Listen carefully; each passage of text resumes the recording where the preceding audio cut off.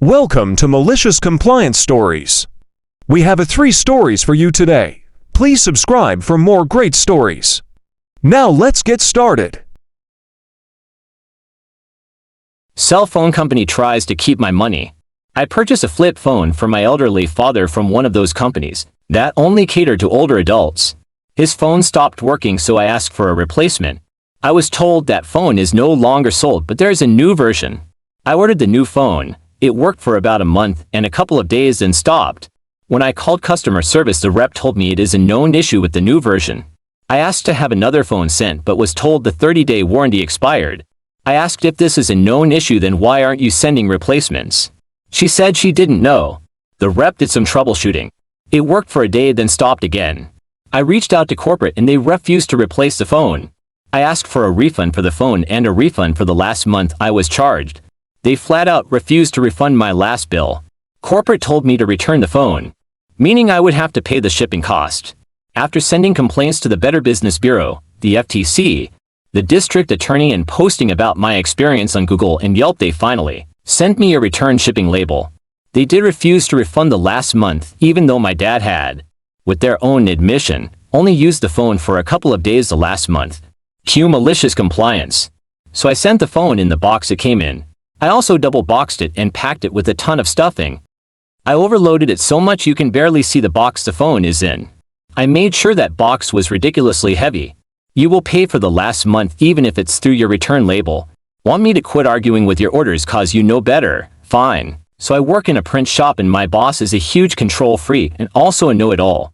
She got tired of me questioning her orders one day and told me I was no longer allowed to question what settles me, and to just shut up and do what I'm told. A couple hours later comes an invitation from the nonprofit group that she's a member of, and in the customer's email, the location of the event was spelled correctly. But she thought it was wrong, and rather than Googling it, she just made me change it to what she thought it was supposed to be. So with having been told to shut up and do what was told, I did.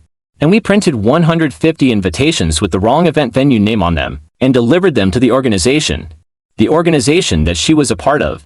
Next day they call upset because they sent me the correct information and got cards with the wrong info. Boss lady asked me what happened and I simply said you told me change it, so I didn't question it and did what you told me. And the funny thing is she was donating the job, so now it cost her twice as much. Our next story, my ex won't follow divorce rule that she wrote. My ex, a 38-year-old female, who is my kid's mom, really wanted right of first refusal in divorcee agreement so she could get extra time with kids if I, a 39-year-old male, couldn't watch them, which is reasonable, but she also wanted it specified that only grandparents, and aunts and uncles, could watch the kids if she passed on the right of first refusal. She wouldn't admit it, but my lawyer suspected the reason she wanted to only allow those specific people was to exclude any romantic partner of mine from babysitting ever. The kids' parents would always get first dibs, though, so there was no good reason for that bit of it. And honestly, a long-term partner is probably going to be better for the kids as a babysitter than my family, who is hours away, and some of them aren't the most trustworthy. I agreed to it in the final agreement under the condition that I get a makeup date anytime she uses the right of first refusal to avoid giving her the incentive to just say no to every date swap.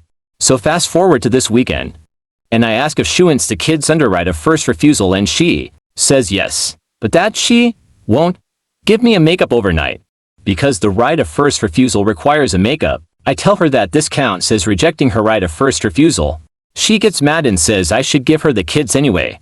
So I say I need to follow the exact wording of the divorce agreement, and it says only grandparents and aunts and uncles can watch the kids. She didn't put parents in there, so I'm not even legally allowed to let her watch the kids if she's not going to follow the right of first refusal agreement. Oh, that felt sweet to use that stupid rule she created against her attempt to break the agreement. She was mad, but she finally agreed to a makeup overnight in the end, which is the way it should have been in the first place. Edit. I think it's worth adding that I do believe the end state here was best for the kids, which is the goal. Keeping the placement days 50-50 lets the kids keep seeing each parent as much as they can, and they want to see both parents as much as they can. It promotes parental equality from everyone's view. She's generally a good mom to the kids. I'm a good dad. No real concerns there.